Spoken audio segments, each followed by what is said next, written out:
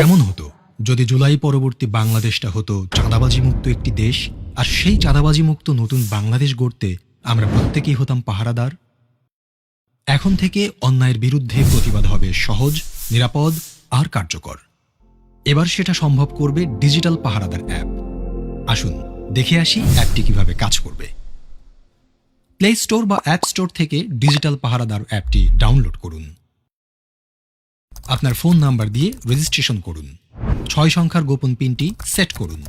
কোন ধরনের অভিযোগ দিতে চান তা সিলেক্ট করুন।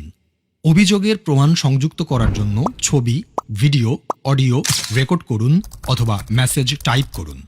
অভিযোগটি পূর্বে রেকর্ড করা থাকলে ছবি, ভিডিও, অডিও আপলোড করুন। আমি উপরের শর্তাবলী পড়েছি, এই লেখাটিতে টিক মার্ক দিন, তারপর জমা দিন বাটনে ক্লিক করুন। অভিযোগের 24 ঘন্টার ভেতরে দ্রুততম সময়ে ব্যবস্থা গ্রহণ করা হবে। আপনার অভিযোগটির অগ্রগতি অ্যাপটির মাধ্যমে ট্র্যাক করতে পারবেন। অভিযোগটির সর্বশেষ তথ্য আপনাকে SMS এর মাধ্যমে জানানো হবে। চাঁদাবাজি এর পাশাপাশি দুর্নীতি, ঘুষ, মাদক, সন্ত্রাস, বুলিং বা ইফটিজিং ও অপহরণ সংক্রান্ত অভিযোগ দিতেও অ্যাপটি ব্যবহার করতে পারবেন।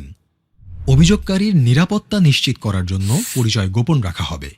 নিরাপদ বাংলাদেশ গড়ার লক্ষ্যে আমরা প্রত্যেকে এক একজন দায়িত্বশীল পাহারাদার। অন্যায় অপরাধের অভিশাপ দূর করার লক্ষ্যে আপনার এবারের ভোটটি হোক দাঁড়িপাল্লার পক্ষে।